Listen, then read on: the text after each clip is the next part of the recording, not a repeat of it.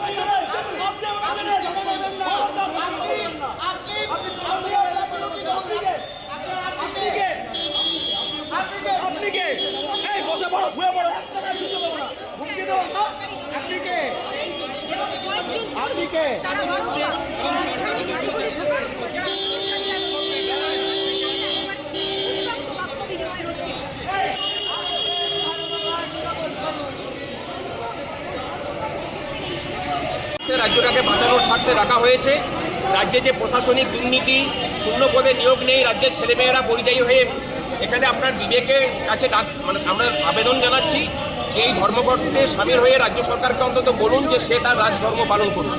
এই আবেদনটুকু জানানোর সময় তারা বলছেন যে এটাকেও করা যাবে না।